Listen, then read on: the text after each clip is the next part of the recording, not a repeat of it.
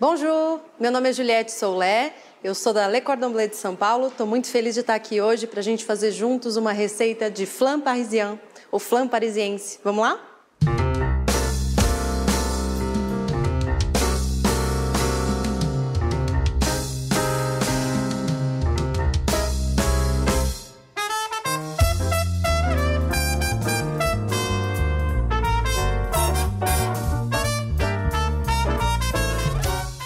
Para quem não conhece, então, vou apresentar. O que é o flan parisien, né? Ele é antigo, data lá dos tempos medievais, já marcou presença em banquetes da realeza.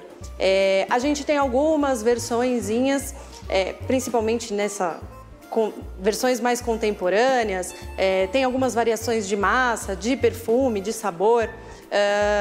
O que compõe o nosso flan? Ele é composto de uma massa bem crocante, a gente vai fazer uma brisée sucrée, tá? E um creme que pode ter o perfume que você quiser. A gente vai usar um limão siciliano. A gente encontra também versões com massa folhada, ao invés de uma massa bem crocante como essa que a gente vai fazer. Ele lembra, pra gente aqui do Brasil, a gente conhece bastante os pastéis de nata portugueses. A diferença é que o pastel de nata tem mais açúcar na composição da receita, tá? Mas vamos de França hoje, vamos fazer o flan parisien. Eu vou começar pela massa. Então, para fazer a massa, eu vou colocar essa brisée sucrée que eu falei, eu vou colocar no bowl da batedeira, já preparei ela com a raquete. Eu vou colocar toda a farinha, o sal. E a gente vai fazer o que a gente chama de sablage. O que é a sablage? Então, a manteiga da receita tem que estar fria da geladeira, tá? Gelada. Por quê? Porque ela vai envolver todos os grãos de farinha. Essa gordura, a gente vai bater a farinha com a manteiga, então, fazendo uma farofa. E a gordura, que é a manteiga, vai envolver, então, os grãos de farinha. Fazendo que, quando a gente colocar o líquido, que vai ser o nosso ovo, a farinha não vai hidratar tanto, ela não vai absorver tanto esse líquido. E isso evita com que a gente desenvolva muito glúten. O que isso quer dizer na prática? Isso quer dizer que quando a gente for fazer a nossa massa, evitando de trabalhar demais o glúten, a gente deixa ela menos elástica, ela não encolhe tanto no forno. Um pouco ela sempre vai encolher, tá? Mas a gente evita que ela encolha demais. Então o primeiro passo é essa sablage bem feita. Então, sablage vem da palavra sable. Sable é areia em francês. Então, a gente vai bater até formar uma farofa, uma textura mesmo de areia, tá? Eu vou começar na velocidade baixa.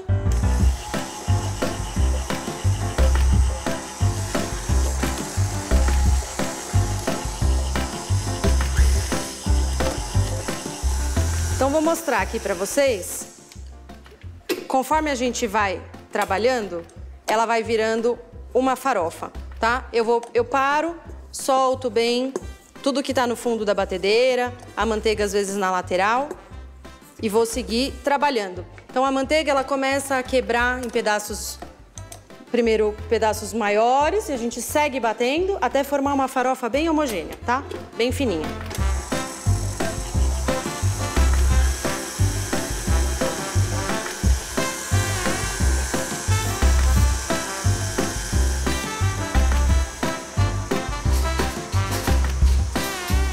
Enquanto a minha massa tá fazendo a sablage, tá fazendo a farofa, eu vou misturar aqui, então, o ovo, tá? Que é o líquido da receita, já com o açúcar.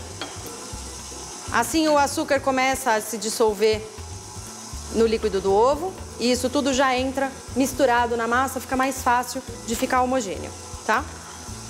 Então, misturei aqui o ovo com o açúcar. Aqui eu já tenho uma boa farofa, vou diminuir um pouquinho a velocidade para adicionar o ovo com o açúcar.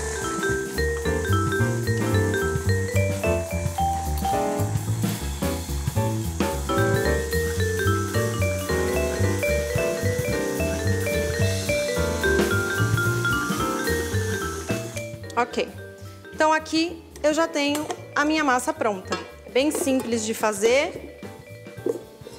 Vou mostrar para vocês a textura, porque aqui ela já vai virar uma bola. Pra gente abrir essa massa, isso serve para todas as massas de torta que a gente for fazer, tá? Então, tô só juntando aqui os ingredientes. Farinha que fica grudada no bowl. E olha só, então já tem uma textura, uma massa que eu consigo abrir. Toda vez que a gente for abrir uma massa de torta, a gente faz isso em um plástico. Esses plásticos que a gente compra para alimentos mesmo, a gente abre ele e fica muito mais fácil da gente abrir, por alguns motivos. Primeiro, fica mais fácil porque eu consigo transportar, depois que ele está aqui no plástico, a gente consegue pegar, colocar numa assadeira, levar para a geladeira, tira da geladeira, fica fácil o transporte.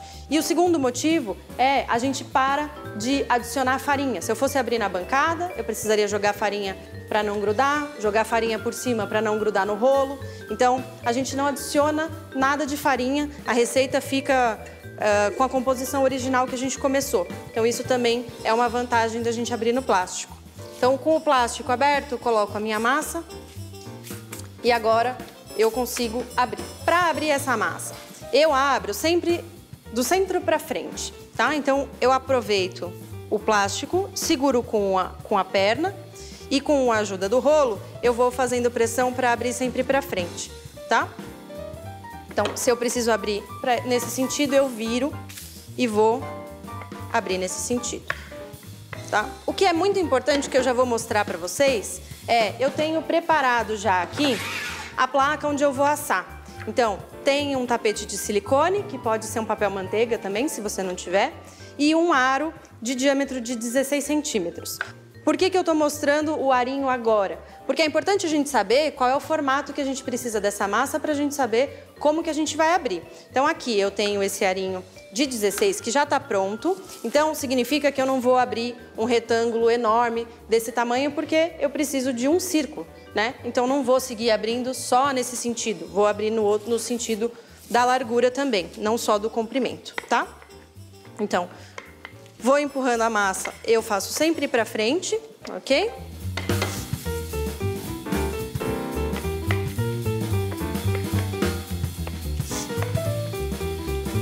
Outro passo bem importante é a gente virar a massa, porque do outro lado o plástico vai enrugando na massa, tá? Ele vai se enfiando, porque a massa ainda está maleável, né? Quando ela for para a geladeira, ela fica firme, mas por enquanto, como a gente acabou de fazer, ela está maleável. Então o plástico, ele se enfia na massa e deixa ela enrugada. Então é importante que a gente solte o plástico e cole de novo para deixar a massa bem lisinha, tá? E eu vou fazendo isso várias vezes.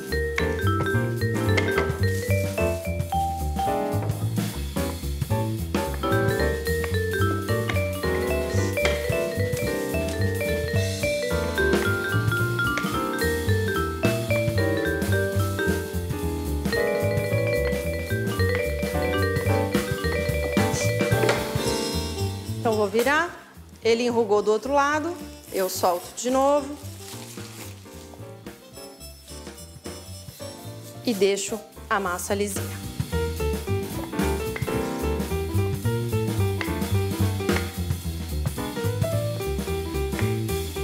A espessura da massa, normalmente a gente trabalha com uns 3 milímetros de espessura para massa de torta, tá?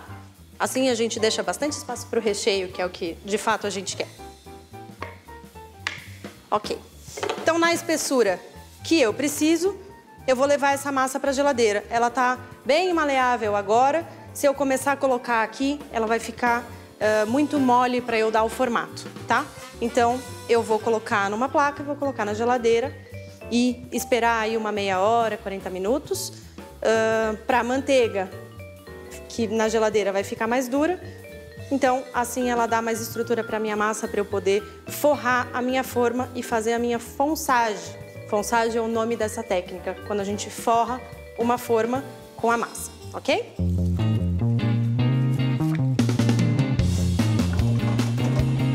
Aqui eu tenho uma massa, então, que já gelou. Eu cortei ela, cortei o excesso, por quê?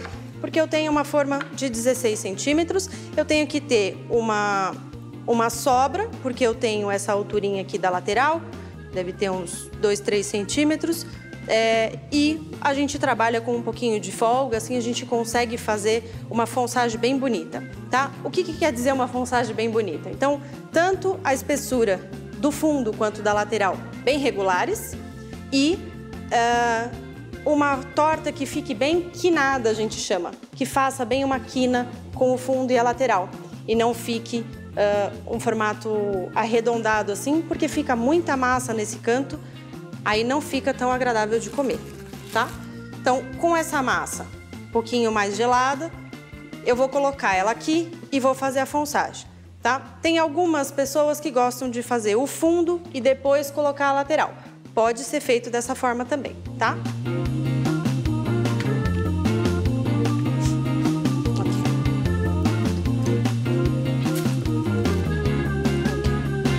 Então agora, pego a minha massa, posiciono aqui na minha forma e vou tentar enfiar ela com cuidado para dentro do arinho que você escolher, tá? Ela racha mesmo, é normal. Por quê? Porque a gente não pode trabalhar com ela muito gelada, senão ela racha muito, e nem muito mole, porque senão a gente também não consegue dar o formato que a gente quer. Então, um pouquinho ela sempre vai rachar.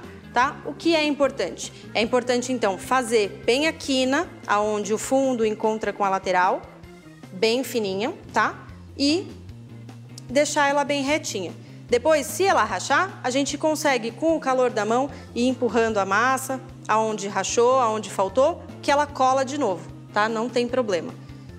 Então, fiz o fundo e a lateral, eu vou com uma faquinha de legumes tirar o excesso, então sempre do centro para fora e nunca virado pra gente, tá? Então, eu vou virando a placa.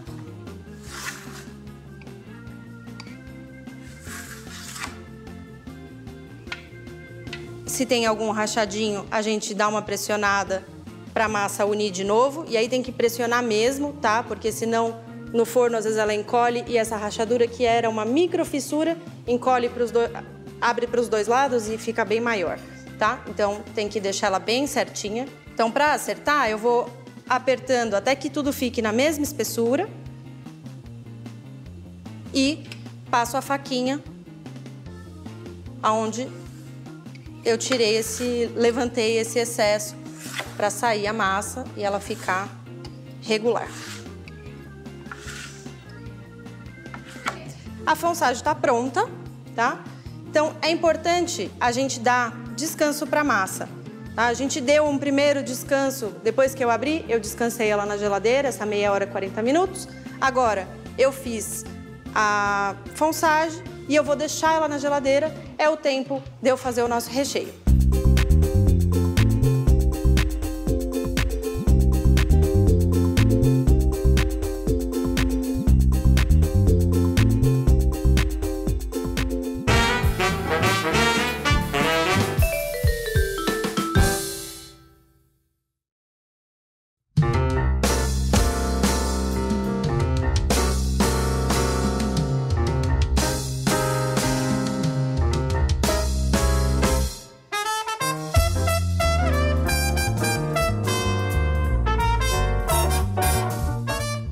Vamos fazer o recheio, então? Bom, o nosso recheio, ele vai ser saborizado com limão siciliano, tá? A base dele é próximo do nosso creme pâtissier, que é um creme bem básico da confeitaria. É um creme que a gente usa como base para outros cremes e a gente usa também só o creme pâtissier, saborizado normalmente com baunilha, que é o original, tá? Ele é parecido com esse creme que a gente vai fazer hoje. A diferença é principalmente a presença das claras aqui, tá? E a gente vai entender por quê, ok? Vamos começar a fazer? Então a gente tem a base, o leite, eu já vou colocar na panela. O nosso saborizante, que vai ser o limão siciliano, eu vou ralar ele, tirar as zestes ou as raspinhas do limão direto no leite, tá? Eu vou usar meio limão, para essa quantidade é suficiente. Se você aumentar, dá para aumentar o limão também, tá? Eu gosto sempre de ralar, toda vez que a gente vai ralar um cítrico, limão, laranja, ou até o limão Tahiti, qualquer tipo de limão, qualquer tipo de cítrico, que a gente for usar as zestes, né, as raspas, eu gosto sempre de ralar em cima de alguma parte da preparação. Por quê? Porque quando a gente rala, a gente tira os óleos essenciais dos cítricos, né, da laranja, do limão e etc. Os óleos essenciais, quando a gente rala direto, eles estão dentro da receita. Se eu ralasse o limão na tábua, os óleos essenciais iam ficar na tábua e eu ia conseguir pegar só as raspas mesmo, tá? Então aqui a gente concentra, a gente tem mais sabor, ok? Já vou colocar então, para aquecer, o limão já no leite. E separado, eu vou colocar aqui o ovo, ok? No ovo, eu vou colocar primeiro o açúcar.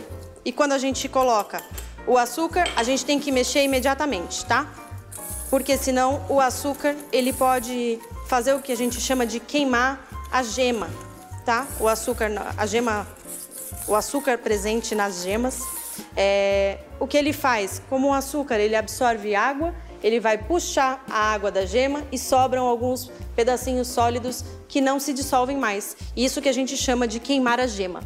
Então, por isso, colocou o açúcar em qualquer preparação que tenha gema, tem que mexer imediatamente, tá? Então a gente coloca primeiro o açúcar, mistura, o açúcar vai começar a ir dissolvendo no ovo, tá? Então no líquido do ovo. E agora sim, que já está misturado, eu posso colocar o amido de milho, tá? Ele que vai ser o nosso espessante do creme. Para fazer isso, eu vou deixar isso tudo bem misturadinho aqui, então ovo, açúcar e amido, enquanto o nosso leite ferve, tá? Quando ele ferver, eu vou jogar uma parte desse leite quente na minha mistura de ovos. Assim, os ovos que estão frios no leite quente, um entra no outro, a gente não quer fazer omelete, né? Então, uma parte do líquido quente aqui, assim a gente equilibra as temperaturas e volta tudo pro fogo, tá? Nessa parte eu vou aproveitar para coar as zestes do limão, que eu não vou deixar ela dentro do creme, eu vou tirar, eu vou deixar só o sabor mesmo do limão, tá? E aí a gente vai cozinhar. O amido, ele funciona da seguinte forma, ele é um espessante, né? E ele forma gel. Então, o que isso quer dizer? Quer dizer que quando eu voltar essa preparação para o fogo, eu vou começar a mexer, a mistura vai engrossar, mas eu tenho que seguir cozinhando um pouco até formar esse gel que eu vou mostrar para vocês. Então, leite fervendo na panela, eu vou tirar, vou aos poucos jogando na minha mistura de ovos com açúcar e amido. Aqui, como a receita é pequena e eu quero tirar todas as zestes de limão, eu vou verter todo o líquido, assim as zestes todas vão sair, tá? Misturo bem, deixo essa mistura bem homogênea em termos de temperatura também. Já coloquei aqui a peneira e volto a mistura para a panela, então.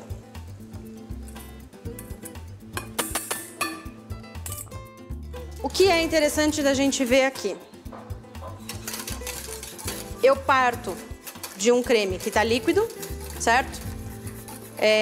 Entender a função de cada ingrediente. As gemas aqui estão dando cor, também são espessantes, mas o principal espessante da receita vai ser o amido. Então, a gente tem o leite que estava quente, a gente misturou com os ovos que estavam frios. E agora a gente vai voltar a cozinhar. O amido vai espessar tudo isso, então tudo isso fica duro, vai começar a virar blocos assim. E quando o amido tem a cocção dele finalizada, quer dizer, quando a gente forma o que eu chamei de gel, né? Essa consistência mais firme do creme, ela vai se perdendo. Então, o que a gente vê praticamente? A gente vê o creme engrossar, vê bem ele ficar espesso e a gente segue cozinhando para o amido formar o gel e também perder o retrogosto, senão a gente tem sabor, gosto de amido cru no creme. E ele volta a ficar mais liso e ganha um pouco de brilho, tá? Então é assim que a gente sabe se o amido tá cozido, tá? Então, ó, começou a espessar o creme, ficou bem duro. Eu preciso mexer a panela em todos os cantos, não dá para deixar nenhum cantinho do creme parado, porque senão o amido pode formar alguns gruminhos que a gente não quer, tá? Então precisa mexer bem esse creme em todos os cantos, o fundo, a lateral, tudo, tá? E ele tá espesso. E conforme a gente segue cozinhando, ele começa a ganhar brilho e ficar mais emoliente, vamos dizer assim, um pouquinho mais macio, menos duro, menos firme, tá bom? Isso é a formação de gel do amido. Então aqui, como o creme é pouquinha quantidade, ele cozinha rapidinho, tá? Uns 2, 3 minutinhos no fogo, fervendo, a gente já tem o nosso creme pronto, tá? Vou tirar do fogo, já colocar aqui num outro recipiente e o nosso creme tá pronto para entrar na torta. Ele vai ficar aqui, ele tá super quente, tá? E a massa tá bem gelada. Então, feita a fonsagem da nossa massa, eu deixo ela na geladeira para ela ficar bem gelada.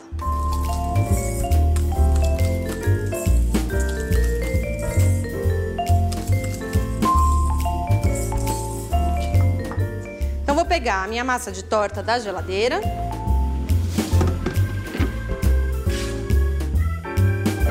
Então, a massa tá bem geladinha. Se precisar, vocês podem até colocar no freezer, tá? Não tem problema a massa congelar. Então, vou pegar o meu creme e vou colocar aqui em cima da minha massa de torta.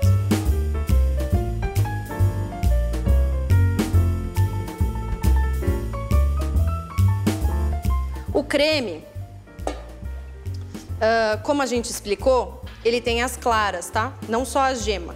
E a clara, a gente misturou os ovos com o açúcar, a gente voltou para a panela, a gente seguiu mexendo, tudo isso dá aeração.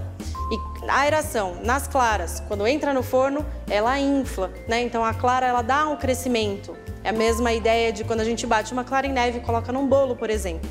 O que eu vou explicar para vocês é como que a gente vai saber se isso tá assado. Então, a gente tem um creme que já tá cozido, certo? Já tá pronto. Esse creme na geladeira, deixando esfriar, ele estaria pronto para consumo, certo? Então aqui a gente só vai assar até que a massa fique toda crocante e por cima a característica que a gente vai olhar no creme vai ser a cor, tá? Então essa cor bem dourada, quando o creme ficar bem douradinho, aí a gente tem certeza que a nossa massa tá assada, tá? E aí fica bem visual, fica bem bonito, com certeza vai agradar todo mundo.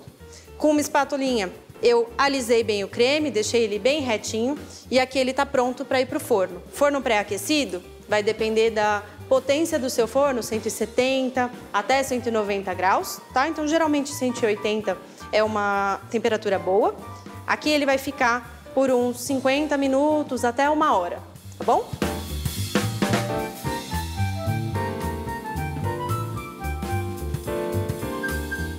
Então aqui eu tenho uma torta já assada, já tá pronta, saiu do forno, ela infla no forno, ela abaixa então. Aqui já tá fria, eu vou então desenformar pra gente finalizar. Para desenformar, como é um arinho, a gente levanta o silpá e ele solta sozinho, tá? Vocês podem puxar o silpá de baixo, a massa tem bastante manteiga, então ela não gruda nem embaixo, nem no arinho, tá? E aqui eu já tenho ela finalizada. Para dar um acabamento aqui na lateral, a gente pode usar o microplane, né, um ralador. Eu não uso, às vezes não uso nem o lado que rala, tá? É só mesmo para dar um contato aqui com a massa, a gente quebra os cantinhos dela, tá? Assim dá um acabamento bem lisinho, bem fininho, fica super delicado nessa massa. Acaba fazendo os farelinhos. Então, vem com cuidado para também não quebrar, porque a massa ela é delicada, super crocante. A gente vem dando acabamento.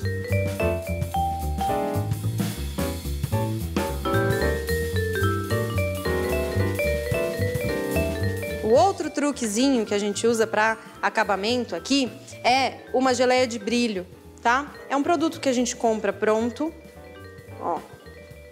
Eu esquento ele no micro-ondas, tá? Qual que é a função da geleia de brilho? Primeiro, o brilho, de fato. E o segundo ele protege as produções, principalmente as frutas, de ressecarem, de perderem a umidade para o ambiente ou para a geladeira, enfim. Então ele acaba protegendo bastante e dá o acabamento que a gente quer, dá um certo brilho, tá? Então, vou voltar aqui a falar da cor do flan, então que isso que chama bastante atenção, então ele fica com esse dourado super atrativo. e a gente vem com a ajuda de um pincel e não esquece de aquecer a geleia de brilho no micro-ondas, tá? Ou numa panelinha, num fogo baixo. A gente vem pincelando, assim a gente dá o brilho pro flan. Tem que tomar cuidado, só porque o brilho é só no creme, tá? Na massa não. Massa não é brilhante.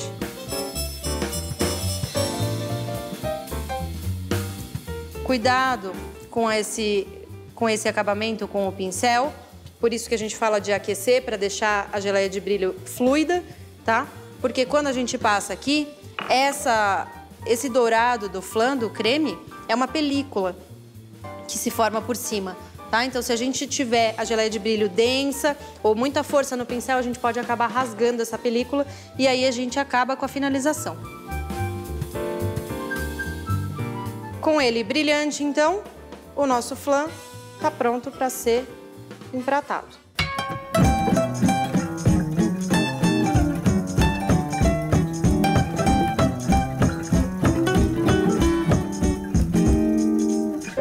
Bon appétit et bienvenue à Le Monde Les Cordons Bleus. No próximo episódio, o chefe vai ensinar mais uma deliciosa receita para vocês. Aproveitem. Merci.